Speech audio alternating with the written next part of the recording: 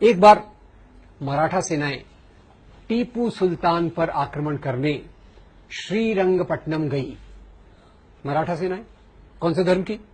हिंदू। टीपू सुल्तान मुसलमान। अब ये सेनाएं गई, दोनों में लड़ाई हुई और ये लड़ाई बिना हार जीत के फैसले के समाप्त हो गई। ये बिना हार जीत के फैसले के समाप्त होने को क्रिकेट में क्या कहते हैं? टाई होना या ड्रॉ होना। लड़ाई ड्रॉ हो गई। मराठा सेनाएं वापस आ रही, बड़ी गुस्से में है कि हम आए तो थे टीपू सुल्तान को हराने, टीपू सुल्तान को हम हरा नहीं पाए। तो आते आते उन्होंने टीपू सुल्तान के राज्य का श्रीरंगपट्टनम का मंदिर तोड़ दिया। टीपू सुल्तान ने उसकी मरम्मत कराई। मैं बड़ा परेशान हूं। मराठा सेनाओं ने हिंदू मंदिर क्यों तोड़ा? हिंदू धर्म का अपमान करने के लिए या टीपू सुल्तान का अपमान करने के लिए? टीपू सुल्तान का। और टीपू सुल्तान ने मंदिर की रिपेयर क्यों कराई? हिंदू धर्म का उठाने के लिए या प्रजा की भावनाओं का आदर करने के लिए? एक तरफ हिंदू राजा, एक तरफ मुसलमान राजा, दोनों आपस में लड़ते रहते थे। ऐसा हमको एक चित्रण किया जाता है। और इसीलिए अभी आजकल आपके शहर में, जिन लोगों का भी दिल्ली शहर है, अपनी राजधानी में एक और रोड का नाम बदलने की कोशिश हो रही है। कौन सा है वो? अकबर। बोले अकबर मुस्लिम और हमारे महाराणा प्रताप हिंदू, बहुत बहादुर। तो उस बहादुर अपने राजा का नाम वहां देना चाहिए। अकबर अपना नहीं है, वो तो विदेशी है। अब ये देशी विदेशी की परिभाषा क्या होती है क्या नहीं अपन देखेंगे। तो यहां अपन चलते हैं, एक तरफ अकबर है, एक तरफ राणा प्रताप। और अकबर और राणा प्रताप की लड़ाई हुई थी हल्दी घाटी के मैदान में। एक तरफ किसकी फौज है? अकबर की। एक तरफ राणा प्रताप की। आप देखेंगे, आप हैरान हो जाएंगे, अकबर की फौज में अकबर खुद नहीं है। अकबर के बदले कौन है? राजा मान सिंह। हेलो, अकबर के बदले कौन है? राजा मान सिंह।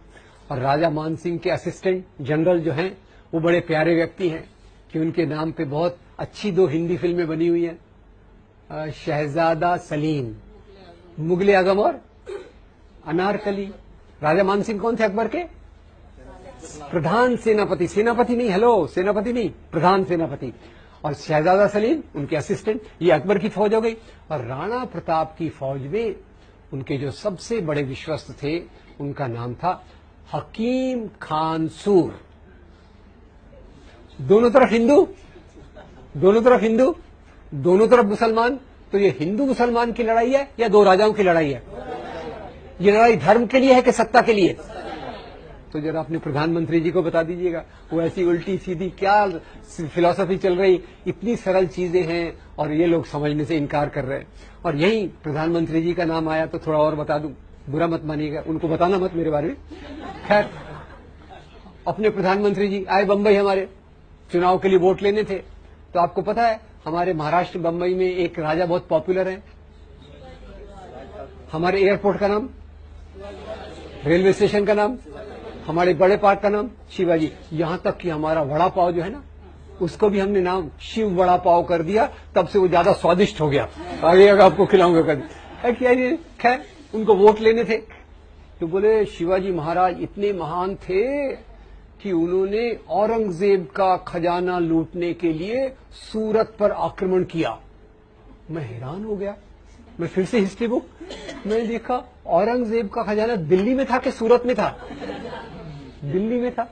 अब शिवाजी महाराज जो हमारे थे, उनकी फौज एक बार सूरत पे आक्रमण करने जा रही थी। तो आपको मैंने बताया क्यों इसकी बात क्यों कर रहा हूं, क्योंकि प्रधानमंत्री जी उसको उल्टा बता रहे।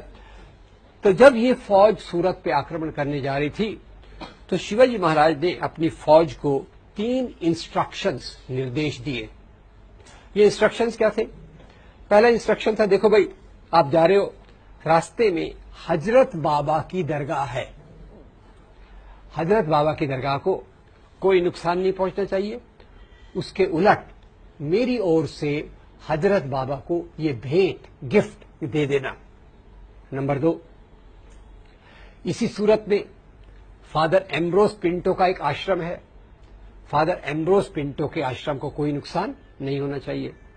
नंबर 3, जब आप लूटमार कर रहे हो, अगर आपके हाथ पे किसी दूसरे धर्म के मानने वाले की पवित्र पुस्तक, अपन ने पवित्र पुस्तकें देखी, अगर दूसरे धर्म के मानने वाले की पवित्र पुस्तक आ गई तो उसका अपमान मत करो, पूरे आदर के साथ उसको उस धर्म के मानने वाले को दे दीजिए। तो ये हमारे शिवाजी महाराज, और यही शिवाजी महाराज जिनको आज हिंदू धर्म के नाम पर उछाला जाता है। आपको बता दूं, शिवाजी महाराज की फौज में 12 सेनापति थे जो मुसलमान थे। तो धर्मस्थल क्यों तोड़े गए? धर्म के लिए या सत्ता संपत्ति के लिए? राजाओं में झगड़े क्यों होते थे? धर्म के लिए, सत्ता संपत्ति के लिए? ये कितनी बेसिक बात है, पर इसके ऊपर हमारा कंफ्यूजन कितना होता है, इसको आप देखिए। और जैसे मैंने शिवाजी के बारे में बात की, अकबर के बारे में बात की, ये एक उदाहरण है। टीपू सुल्तान के बारे में भी अगर आप देखेंगे तो टीपू सुल्तान दक्षिण का एक बड़ा राजा था। वास्तव में by the way, Tipu Sultan Bharat का एक ही राजा है जो अंग्रेजों के खिलाफ लड़ाई करते हुए मारा गया, और कोई राजा नहीं मारा गया। क्रांति तो खैर 1857 की देखी, पर उसने अंग्रेजों के खिलाफ लड़ाई की, हिम्मत से की। नंबर 2, टीपू सुल्तान का जो सचिव था वजीर आलम और जो उसका कमांडर इन चीफ, दोनों हिंदू थे। तो इसमें हिंदू मुसलमान का मामला कि हिंदू अच्छे मुसलमान खराब, मुसलमान खराब मुसलमान अच्छे हिंदू खराब, ये जो देखने का तरीका है, इससे हमारे दिमाग में एक जहर फैल जाता है। तीसरी बात मैं एक पूछना चाहता हूं, मान लो, अब ये हाइपोथेटिकल, ये बस सच नहीं है। मान लो औरंगजेब ने हिंदुओं पे कोई अत्याचार किए, तो उसका बदला आज के मुसलमानों से लेना चाहिए क्या? इतिहास की बातों का बदला आज ले सकते हैं क्या? चलिए यहां पे एक मजेदार आपको एक बात बता देता हूं। मैं क्योंकि लोगों से पूछता रहता हूं, एक मीटिंग में मैं गया तो मैंने कहा, भाई देखो बताओ, इतिहास की बातों का बदला आज ले सकते क्या? यही औरंगजेब और मुसलमानों की बात चल रही थी। तो एक दोस्त खड़े हो गए, छाती को 3 इंच बाहर फुलाया, बोले इतिहास की बातों को बदला ले सकते क्या? हम लेंगे। मैं एकदम डर गया। मैंने कहा यार इसका क्या जवाब हो सकता है? तो अचानक मेरे दिमाग में एक बात आई। मैंने कहा यार देखो, मैं एक जगह गया था, मैंने दोस्त को बोला, मैंने कहा आपको पता होगा पहले पति के मरने के बाद स्त्रियों को जलाया जाता था, क्या कहा जाता था? सती। मैंने कहा मैंने सुना है कुछ औरतें साथ में आ रही हैं और वो बोल रही है हम इतिहास की बात का बदला लेंगे। क्या करेंगे हम क्या करेंगे? हम सत्ता प्रथा चालू करेंगे। वो दोस्त की छाती 3 इंच बाहर थी ना, 4 इंच अंदर चली गई। मैंने कहा थैंक यू वेरी मच। यार इतिहास है, उससे कुछ सीखना है तो अच्छे से सीखो, अच्छे से उसको देखो, इंसानियत के आधार पर देखो। और जैसा मैंने कहा, इतिहास का सबसे इंपॉर्टेंट पॉइंट ये होना चाहिए कि लोग उत्पादन कैसे करते थे, लोग कैसे जीते थे, उनका शोषण किस प्रकार से होता था। ये शोषण न हो, एक अच्छा समाज बन सके, इसलिए हमको इतिहास को देखना चाहिए।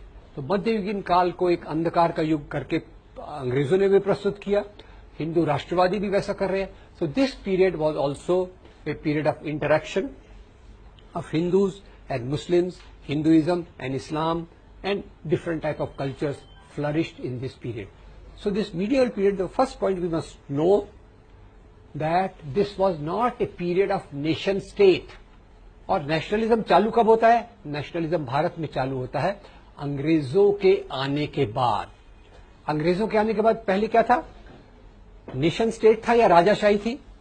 राजाशाही। तो राजाशाही, और उसके पहले भी अब जाके देखेंगे क्या क्या था। So this whole debate which is going on today is a totally on the false ground. Nation state is a modern phenomenon